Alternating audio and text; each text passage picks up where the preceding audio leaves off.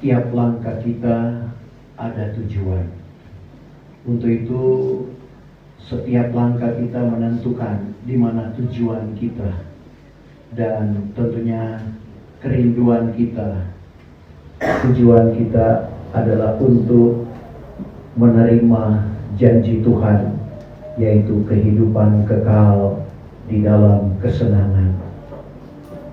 Karena Raja Sulaiman berkata adalah jalan yang disangka orang betul, tapi akhirnya menuju kepada maut. Nah, untuk itu kita perlu memperhatikan setiap pelangkah kaki kita. Dan kita akan baca firman Tuhan di dalam Amsal pasal yang keempat, ayat yang ke-26 dan ayat yang ke-27. Dan untuk menghormati pembacaan firman Tuhan, saya jemput Bapak Ibu Saudara sekalian bangkit berdiri. Dalam Alkitab terjemahan lama Amsal 4 ayat yang ke-26 dan ayat 27, timbang menimbanglah akan pelangkah kakimu, maka engkau akan berjalan dengan jejakan yang tetap. Janganlah menyimpang ke kanan atau ke kiri, melainkan jauhkanlah kakimu daripada jahat. Salinan baru, tempuhlah jalan yang rata, dan hendaklah tetap segala jalanmu. Jangan menyimpang ke kanan atau ke kiri, jauhkanlah kakimu dari kejahatan. Terima kasih, puji Tuhan. Silakan. Sebagaimana kita ketahui bahwa kitab Amsal merupakan salah satu dari 5 kitab syair di dalam perjanjian lama yang dimulai dari Ayub berbicara tentang berkat melalui sengsara, Mazmur doa melalui puji-pujian, Amsal berbicara tentang hikmat melalui pepatah, dan Al-Khatib atau pengkhotbah kesungguhan di atas kesia-siaan, dan Sirulasar Soleman atau Kidung Agung bercerita tentang kemuliaan melalui persekutuan atau juga disebut sebagai buku kekasih. Dan ketiga kitab terakhir dari Amsal, pengkhotbah, Kidung Agung itu merupakan tulisan dari Raja Sulaiman. Raja Sulaiman di dalam kehidupannya, pada waktu Tuhan berkata kepadanya, "Pintalah apa yang engkau kehendaki, aku karuniakan kepadamu." Ini merupakan satu kesempatan yang luar biasa terhadap Raja Sulaiman, karena dia ditetapkan oleh Tuhan untuk melanjutkan kepemimpinan ayahandanya Daud. Ternyata Bapak Ibu Saudara, Raja Sulaiman dia tidak minta harta benda, dia tidak minta kekayaan, dia tidak minta kemuliaan, dia tidak minta umur panjang, dia tidak minta jiwa segala pembencinya. Lalu apa yang dia minta? Kalau kita baca di dalam 2 Tawarik 1 ayat yang ke-10, kita mulai dengan ayat 6 dulu. Ayat yang ke-6. Maka Sulaiman pun mempersembahkan korban di hadapan hadirat Tuhan di atas mezbah tembaga yang di hadapan kemah perhimpunan itu. Maka di atasnya dipersembahkan baginda korban bakaran 1000 ekor. Maka pada malam itu juga kelihatanlah Allah kepada Sulaiman. Kelihatanlah Allah pada Sulaiman ini pada waktu di Gibeon. Serta firman-Nya kepadanya. Firman-Nya kepada Sulaiman, "Pintalah olehmu barang yang patut kukaruniakan kepadamu." "Pintalah olehmu barang yang patut kukaruniakan kepadamu." Maka sembah Sulaiman kepada Allah, "Bahwa engkau sudah menyatakan kemurahan besar akan Daud bapakku, dan engkau pun sudah menjadikan aku raja akan gantinya. Maka sekarang ya Tuhan Allah, biarlah kiranya janjimu kepada Daud bapakku itu disampaikan, karena engkau sudah menjadikan aku raja atas suatu bangsa yang seperti lebu di bumi banyaknya. Sebab itu, karuniakan apalah kepadaku hikmat dan pengetahuan." Karuniakanlah kepadaku hikmat dan pengetahuan, supaya dapat aku keluar masuk di hadapan pemandangan bangsa ini. Karena siapa gerangan dapat memerintahkan segala umatmu yang sebanyak ini? Maka firman Allah kepada Sulaiman, tegal kehendak hatimu demikian, dan tiada engkau meminta kekayaan, Tidak engkau meminta kekayaan, dan harta benda atau harta kemuliaan, benda, kemuliaan, atau jiwa segala pembencimu, jiwa segala pembencimu, atau umur panjang, atau umur panjang. melainkan engkau menghendaki hikmat dan pengetahuan bagi dirimu, supaya engkau dapat memerintahkan segala umatku yang telah kujadikan dikau akan rajanya. Sampai di situ. Jadi kita perhatikan sekali lagi, Raja Sulaiman tidak minta kekayaan, harta benda, kemuliaan, jiwa segala pembencinya, bahkan umur panjang.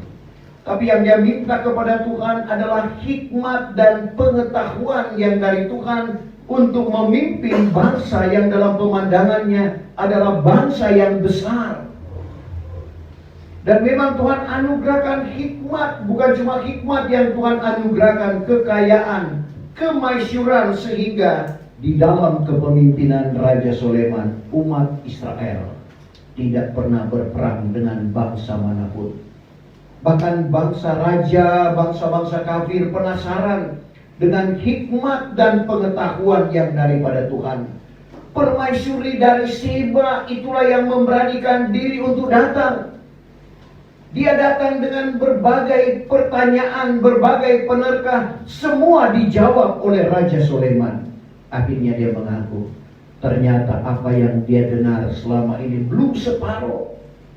Dan dia melihat tentang keberadaan kehidupan kerajaan Sulaiman, cara duduk, cara berdiri, cara berpakaian, segala yang ada di istana, bahkan cara berarak masuk ke dalam rumah sembahyang, itu mengagumkan permaisuri Seba.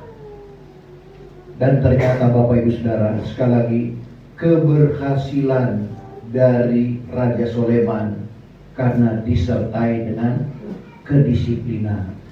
Karena kadangkala cara kita berpakaian, apalagi kami hamba-hamba Tuhan, tapi kadangkala ada jawabannya. Jangan lihat di luar, lihat di dalam.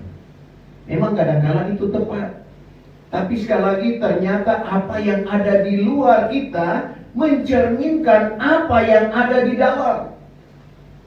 Karena Matius 12 ayatnya yang ke 35 atau 37. 35. Adapun orang yang baik mengeluarkan barang yang baik daripada perbendaharaan hati yang baik. Jadi orang baik mengeluarkan barang yang baik dari dalam, dari perbendaharaan hati yang baik. Dan orang yang jahat mengeluarkan barang yang jahat daripada perbendaharaan hati yang jahat. Demikian juga orang jahat mengeluarkan barang yang jahat dari perbendaharaan hati yang jahat. Ada seorang anak Tuhan, dia bilang sama Pak Masri, jangan lihat di luar, lihat di dalam. Karena waktu itu saya menegur, saya bilang saya tidak pakai orang yang masih merokok mau atur pekerjaan Tuhan. Saudara, di luar sudah begitu, apalagi di dalam. Jadi kita perhatikan, apa yang ada di dalam kita itu menentukan apa yang ada di luar. Dan kedisiplinan dari kerajaan Sulaiman, tidak heran Tuhan membawa umat Israel pada puncak kemuliaan, puncak kejayaan, di mana umat Israel tidak pernah berperang dengan bangsa manapun. Ini diakibatkan oleh hikmat yang Tuhan anugerahkan di dalam kehidupan Raja Sulaiman. Ada satu peristiwa, saudara, di mana dua orang ibu masing-masing punya anak, tidur sama-sama pada waktu malam. Dan waktu pagi ternyata ada seorang anak yang tertindih dan mati. Bangun pagi-pagi, dua-dua mengklaim bahwa yang hidup itu adalah anaknya. Kalau dengan teknologi yang canggih sekarang, dengan tes DNA, langsung diketahui siapa yang mempunyai anak yang sebenarnya. Tapi waktu itu belum ada seperti ini. Tapi hikmat yang ada pada Raja Soleman sekali lagi membuktikan Tuhan anugerahkan hikmat yang luar biasa di dalam kehidupannya. Dia suruh ambil pedang dengan alasan untuk membagi dua anak yang masih hidup. Kelihatannya adil. Kalau bagi dua berarti mati. Lalu ibu yang merasa anaknya memang mati, dia pikir adil. Anak saya mati, anakmu juga mati. Tetapi ibu yang memang anaknya masih hidup tidak tega anaknya akan mengalami kematian. Sehingga jawabannya lebih baik diberikan kepada ibu yang satu ini. Dari jawaban ini, Raja Soleman mengetahui siapa sebenarnya anak atau ibu yang mempunyai anak yang masih hidup ini. Itu dengan hikmat dan pengetahuan yang Tuhan anugerahkan. Apalagi kita yang hidup di era hari-hari terakhir ini, sebagaimana pengetahuan manusia semakin disempurnakan, kita membutuhkan firman Allah. Karena nubuatan dari Nabi Habakuk bahwa bumi itu akan dipenuhi dengan pengetahuan akan kemuliaan Tuhan seperti air menudungi tubir laut. Jadi bagaimana air menutupi tubir laut, demikian pengetahuan akan kemuliaan Tuhan di akhir zaman ini. Dan biarlah itu menjadi milik dan warisan kita, sehingga kita tidak bingung menghadapi situasi dunia saat ini. Kita baca Habakuk 2 ayat yang ke-14. Yang ke-14. Karena bumi itu akan dipenuhi dengan pengetahuan akan kemuliaan Tuhan. Bumi itu akan dipenuhi dengan pengetahuan akan kemuliaan Tuhan. Seperti air menudungi tubir laut. Seperti air menudungi tubir laut. Jadi bagaimana air menudungi tubir laut, begitu juga pengetahuan akan kemuliaan Tuhan. Sehingga kita dilengkapi dengan hikmat dan pengetahuan yang daripada Tuhan. Untuk itu biarlah, sebagaimana kata Raja Soleman, bahwa Tuhan yang mengaruniakan hikmat. Berarti kalau Tuhan yang mengaruniakan hikmat, kita minta Tuhan lengkapi kita dengan hikmat yang daripada Tuhan. Dan daripada firman-Nya salinan baru, dari mulutnya datang pengetahuan dan akal. Pengetahuan dan kepandaian itu bersumber dari Alkitab. Amsal 2 ayatnya yang ke-6. Yang ke-6. Karena Tuhan juga yang mengaruniakan hikmat. Tuhan juga yang mengaruniakan hikmat. Dan daripada firman-Nya datanglah pengetahuan dan akal. Dari firman-Nya datang pengetahuan dan akal. Betapa pentingnya firman Allah itu ada di dalam kehidupan kita. Kenapa? Ibrani 4 ayat yang ke-12. Firman Allah itu hidup dan berkuasa. Lebih tajam dari pedang bermata dua, makan dalam, menceraikan nyawa dan roh, serta sendi dan sumsum, dan tahu menyelidik segala ingatan dan niat hati. Saya tidak tahu apa yang ada di dalam hati Bapak Ibu Saudara, apa yang ada di dalam pikiran Bapak Ibu. Tetapi firman Allah yang hidup, yang tidak lain itu adalah Tuhan tahu apa yang ada di dalam isi hati dan pikiran kita. Karena Yohanes 1 ayat 1, pada mulanya adalah firman, firman itu bersama-sama dengan Allah, dan firman itu juga adalah Allah. Sehingga betapa pentingnya firman Tuhan itu. Karena firman Tuhan itu juga seperti pelita yang menerangi perjalanan iman kita di tengah-tengah dunia yang semakin gelap dengan dosa. Sehingga dengan adanya pelita, kita tahu di mana kaki kita akan melangkah. Kita baca dulu Mazmur 119 ayat yang ke-105. Maka firman-Mu itu seolah pelita bagi kakiku. Firman-Mu seolah-olah pelita bagi kakiku, Dan seperti sulu pada jalanku. seperti sulu pada jalanku. Yesaya 60 ayat 1, bumi dipenuhi dengan atau ditutupi dengan kelam kabut, di mana kegelapan dosa menudungi bumi sekarang. Tapi kalau ada terang, ada firman yang menerangi akan perjalanan iman kita akan tahu di mana kaki kita, telapak kaki kita akan melangkah. Berbeda di dalam gelap. Kalau di dalam gelap kita akan meraba-raba. Tapi kita bersyukur firman yang sebagai terang yang menerangi akan perjalanan iman kita. Sehingga kita tahu sebagaimana firman Tuhan yang datang pada pagi hari ini. Timbang menimbanglah akan pelangkah kakimu. Artinya timbang menimbang, kita pikir di mana kaki kita akan melangkah. Jangan sampai kita melangkah ke tempat yang tidak disukai oleh Tuhan.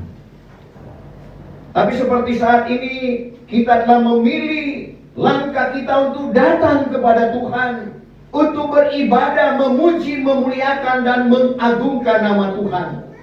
Kita akan mendapatkan dua janji.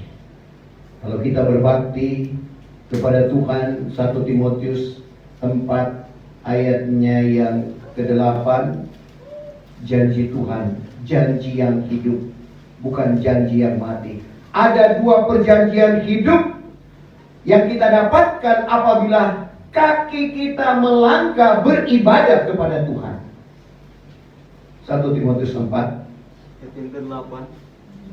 Karena senam bagi tubuh itu sedikit saja senam, gunanya, olahraga, latihan badani itu sedikit saja gunanya. tetapi ibadat itu berguna di dalam segala sesuatu. Ibadah seperti yang kita lakukan pada pagi hari ini berguna di dalam segala sesuatu. Sebab ada padanya perjanjian hidup Karena atau sebab di dalamnya ada perjanjian hidup yang sekarang ini sekarang dan yang akan datang. yang akan datang. Perjanjian hidup sekarang itu adalah perjanjian jasmani. Keluaran 23-25, berbakti kepada Tuhan, roti makananmu diberkati, air minumanmu diberkati, segala penyakit dilalukan dari antara kamu. Itu janji sekarang. Janji yang akan datang, perjanjian hidup yang akan datang. 1 Yohanes 2 ayat 25. Inilah perjanjian yang Ia janjikan kepada kita, yaitu hidup yang kekal. Hidup yang kekal di sini berbicara tentang hidup di dalam kesenangan kekal, tidak ada batas waktunya. Karena kalau kita selidik firman Tuhan, ternyata semua orang akan hidup kekal. Dia orang benar akan hidup kekal, dia orang jahat akan hidup kekal, cuma beda tempat. Saudara, orang benar akan kekal di dalam kesenangan, sementara orang jahat yang tidak melakukan kebenaran firman Tuhan kekal di dalam penderitaan. Kekekalan ini ditentukan selagi kita masih hidup di dalam dunia ini. Sebab itu hidup adalah kesempatan bagi kita untuk berbuat baik, berbuat untuk melakukan apa yang dikehendaki oleh Tuhan. Sehingga di dalam setiap pelangkah kaki kita, bagaimana Paulus mengungkapkan, telapak kaki saja berharga. Coba kita baca dalam Roma pasal 10 ayatnya yang ke-15. Ayat yang ke-15. Dan bagaimanakah mereka itu hendak memberitakan, jika tiada disuruh, seperti yang tersurat, alangkah eloknya segala tapak kaki orang yang membawa kabar kesukaan. Elok tapak kaki orang yang memberitakan, membawakan kabar kesukaan Dari hal yang baik. dari hal yang baik. Jadi kita perhatikan, tapak kaki pun elok. Kenapa? Karena Tuhan memonitor setiap langkah kaki kita. Kalau sekarang ada CCTV, tapi itu terbatas. Tapi kalau Tuhan, sebagaimana yang disuratkan oleh Raja Sulaiman dalam Amsal 5 ayat 21. Ayat yang ke-21. Karena jalan tiap-tiap orang adalah nyata di hadapan mata Tuhan. Jalan tiap-tiap orang adalah nyata di hadapan mata Tuhan. Maka Tuhan pun menyelidik akan segala bekas tapak kakinya. Tuhan menyelidik bekas tapak kaki. Bekas dari mana kita datang, dari mana kita pergi. Saudara, Tuhan yang menyelidik semuanya itu. Sebab itu tujuan kita harus sesuai dengan kebenaran firman Tuhan. Kita arahkan kehidupan kita arah ke Sion. Kita arahkan kehidupan kita di mana apa yang Tuhan inginkan di dalam kehidupan kita. Dalam pembacaan tadi, jangan kita coba-coba menyimpang ke kiri ataupun ke kanan. Tapi sekali lagi kita menimbangkan akan pelangkah kakimu, maka engkau akan berjalan dengan jejakan yang tetap. Kita tidak terpengaruh. Karena apabila kita menyimpang sedikit saja, seperti kalau saya garis lurus, kita menyimpang sedikit saja, kita tidak akan tembus pada tujuan. Sehingga Tuhan boleh mengungkapkan rahasia kebenaran firman Tuhan di dalam kehidupan kita. Dia bawa kita sampai pada pengenalan akan hal yang benar, supaya kaki kita senantiasa berjalan menurut kehendak Tuhan. Memang tantangan setelah manusia berbuat dosa, semua ada tantangannya. Baik Adam, karena dia telah melakukan perbuatan yang tidak sesuai dengan firman Tuhan, artinya melanggar setelah memakan buah pengetahuan baik dan jahat. Ketiga-tiga punya alasan. Setelah tanya pada Adam, alasannya, karena si Hawa yang engkau letakkan di sampingku, itulah yang membujuk saya. Setelah tanya kepada Hawa, oh karena si ular. Karena iblis, sekali lagi dia memakai binatang yang paling cerdik. Tapi semua ada resikonya, termasuk ular. Kalau kita baca Kejadian 3, ayatnya yang ke-15. Ayat yang ke-15. Maka aku akan mengadakan perseteruan antaramu dengan perempuan ini, dan antara benihmu dengan benihnya. Maka ia akan meremukkan kepalamu, dan engkau pun akan mematupkan tumitnya. Jadi kita lihat, dikatakan di sini, maka aku akan mengadakan perseteruan antaramu dengan perempuan ini, antara ular, kuasa kegelapan, dengan perempuan yaitu Hawa, dan antara benihmu dengan benihnya, maka ia akan meremukkan kepalamu, artinya kepala ular diremukkan, dan engkau akan mematupkan tumitnya. Tumit itu bagian dari telapak kaki. Saya tanya ke ChatGPT, apa bedanya telapak kaki dan tumit? Jadi keseluruhannya adalah telapak kaki. Orang melangkah biasanya lebih dulu adalah tumit. Sebab itu ini karpet, karena tumitnya pakai mungkin sepatu yang tajam, robek. Dari tumit. Jadi kekuatan ada di tumit. Nah, kita perhatikan, tapi kita lihat apa yang dikatakan oleh kebenaran firman Tuhan tentang tumit. Coba kita baca telapak kaki dalam Roma pasal 16 ayat 10. Ayat yang ke-20. Ya, 20. Maka Allah yang pohon sejahtera itu akan meremukkan iblis itu dengan segeranya di bawah tapak kakimu. Jadi kita lihat, Tuhan beri kuasa kepada kita untuk meremukkan kuasa kegelapan. Sehingga apabila ada kuasa di dalam kehidupan kita, di mana Paulus katakan, apa yang ada pada kita lebih besar daripada apa yang ada di dalam dunia ini. Kuasa kegelapan dengan berbagai cara, tetapi ada kuasa yang Tuhan anugerahkan di dalam kehidupan kita.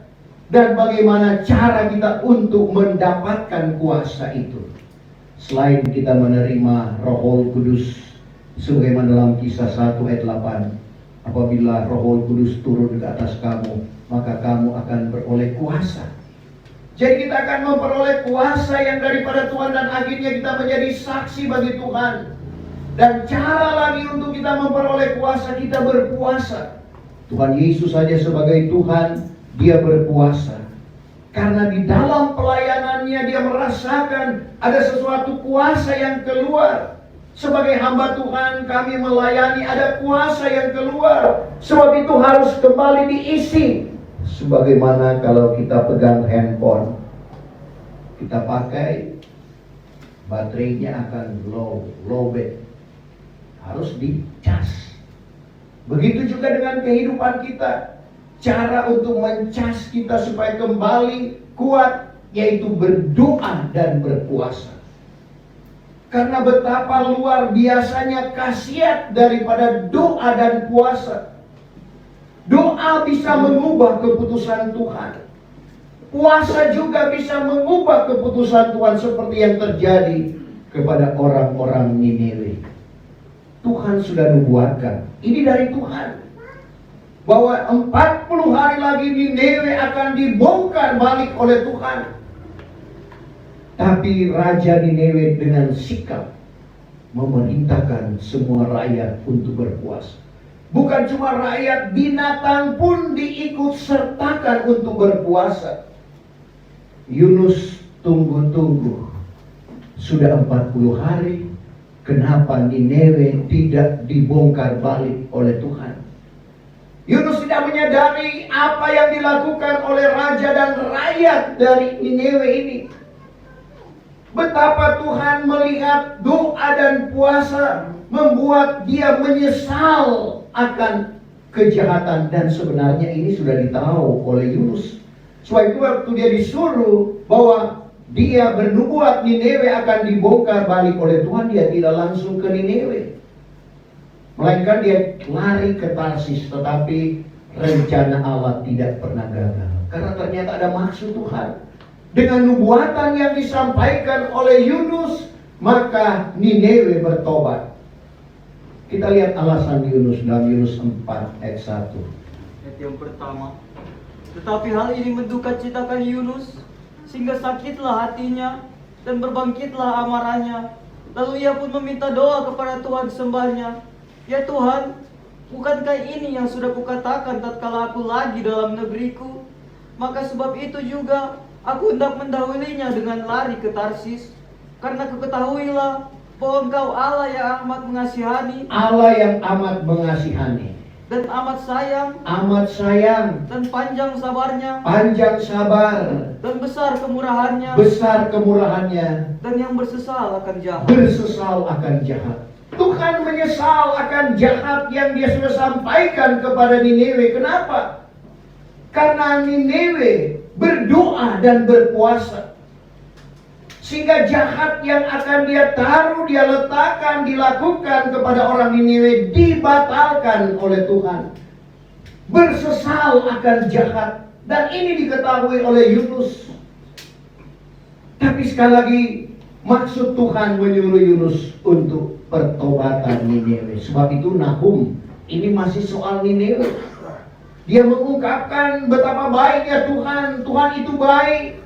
Suatu perlindungan pada masa kepicikan. Diketahuinya orang yang berharap kepadanya. Tuhan itu baik. Tempat perlindungan pada masa kepicikan salinan baru. Tempat pengungsian. Tapi jangan nanti mendapat masalah baru mengungsi kepada Tuhan. Jangan nanti dapat masalah baru cari Tuhan. Kalau diberkati tidak ada persoalan, ya tidak dekat dengan Tuhan. Saudara, mau kita diberkati, mau kita ada masalah, seharusnya kita mendekatkan diri. Kenapa? Karena kalau kita mendekatkan diri kita kepada Tuhan, saudara, kita akan mendapatkan ketenangan. Mazmur 62 ayat 2, selalu saya katakan kepada anak-anak saya, kita utamakan Tuhan di dalam kehidupan kita. Karena kalau kita mengandalkan kekuatan kita, kita bisa jadi lemah. Saya selalu renungkan bagaimana orang yang sakit, yang tidak dapat berbuat apa-apa, pasti ada kerinduannya untuk beribadah. Tetapi apa daya? Coba kita baca ayat tadi. Mazmur 62 ayat yang kedua. Bosannya hatiku berdiam dirinya di hadapan Allah, maka daripada Tuhan adalah selamatku. Coba terjemahan baru. Mazmur 62 ayat 2. Hanya dekat Allah saja aku tenang. Hanya dekat Allah saja aku tenang. Daripadanya lah keselamatan. Daripadanya keselamatanku. Hanya dekat Allah saja. Yang tidak tenang saat ini diperhadapkan dengan permasalahan, coba mendekatkan diri kepada Tuhan. Hanya dekat Allah saja. Kita akan memperoleh ketenangan. Tuhan akan memberikan ketenangan. Kita diperhadapkan dengan berbagai persoalan dalam pekerjaan kita. Kita akan diperhadapkan dengan masalah-masalah. Rekan kita, teman kita mungkin tidak suka dengan kita, yang membuat persoalan di dalam kehidupan kita. Solusinya hanya kita mendekatkan diri kepada Tuhan. Kenapa? Karena kalau kita mendekatkan diri kita kepada Tuhan, kita mencari Tuhan, saudara, musuh kita pun diperdamaikan oleh Tuhan. Itu perkataan Raja Soleman. Orang yang jalannya memperkenankan Tuhan, musuh sekalipun diperdamaikan oleh Tuhan. Amsal 16 ayat yang ke-7. Ayat yang ke-7. Jika jalan barang seorang memperkenankan Tuhan, Kalau jalan kita memperkenankan Tuhan, pelangkah kaki kita sesuai dengan apa yang Tuhan firmankan, maka segala seterunya pun kelak diperdamaikan oleh Tuhan. seteru musuh kita diperdamaikan oleh Tuhan. Jadi sebenarnya orang yang memperkenankan Tuhan itu tidak ada musuh, tapi ular. Tapi bukan mengkambing hitamkan ular, kuasa kegelapan. Itulah yang berusaha, saudara, membuat tidak ada hubungan sejahtera antara satu dengan yang lain. Tapi kalau pelita kita menyala, nampak papan jenang, hubungan sejahtera antara satu dengan yang lain. Memang iblis tidak mau ada hubungan sejahtera antara satu dengan yang lain. Sebab itu dia sodorkan persoalan demi persoalan supaya tidak saling menyenangkan antara satu dengan yang lain. Tapi kalau kaki dia menyala, artinya kita menjadi pelita mau tidak mau, harus ada hubungan sejahtera antara satu dengan yang lain. Karena dalam pelajaran tabernakel, apabila kaki dia itu dinyalakan, ada 7 benda yang nampak. Mulai dari pintu kemah, pemandangan yang heran dari baptisan Roh Kudus. Ada meja roti pertunjukan, berbicara tentang hubungan kita dengan Allah lewat pemberitaan firman Tuhan, bahkan perjamuan suci.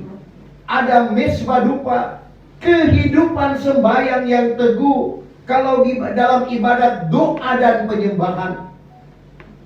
Lalu ada papan jenang, hubungan sejahtera antara satu dengan yang lain. Ada pintu tirai, berbicara tentang perobekan daging, di mana kedagingan kita perlu dimatikan. Matius 24 ayat 28. Di mana ada bangkai, di situ berkerumun burung nasar. Di mana ada kematian daging, kalau kedagingan kita dimatikan, Roh Kudus akan menguasai kehidupan kita. Lalu ada tutupan kemah, perlindungan Tritunggal Allah. Dan yang ke-7, pasir di bawah kaki, kemenangan atas dunia. Kita tidak dikalahkan oleh dunia, dunia tidak dapat memenangkan kita. Tapi kalau kita jadi terang sekali lagi, kita dapat mengalahkan dunia. Karena dunia dengan segala keinginannya menginginkan kita untuk lakukan supaya kita jatuh.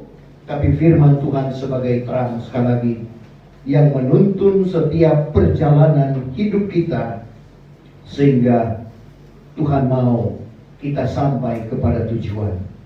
Timbang menimbanglah akan pelangkah kakimu, maka engkau akan berjalan dengan jejakan yang tetap. Kita tidak akan goyah, saudara. Meskipun banyak hal yang akan menggoyahkan kita, tapi kita tetap di dalam iman. Jangan menyimpang ke kanan atau ke kiri, melainkan jauhkanlah kakimu dari yang jahat. Apabila itu terjadi di dalam kehidupan kita, tujuan kita, apa yang dijanjikan oleh Tuhan, kita boleh terima dari Tuhan. Sehingga sampai kepada kesetiaan, sampai kepada langkah yang terakhir, Ibrani 10 ayat yang ke-36, tekun yang wajib. Setelah melakukan kehendak Allah, kamu memegang, artinya kita menerima apa yang dijanjikan oleh Tuhan dalam kehidupan kita. Dan sekali lagi, pelangkah kaki kita sangat menentukan. Sekali lagi, timbang menimbanglah akan pelangkah kaki kita. Tadi kita sudah baca mata Tuhan, Dia melihat bekas kaki kita. Kemana kita pergi, dari mana kita datang, Tuhan yang tahu. Sebab itu, biarlah kita mau lakukan apa yang Tuhan mau di dalam kehidupan kita. Tuhan kiranya memberkati firman Tuhan pada pagi hari ini. Kita akan masuk di dalam perjamuan suci.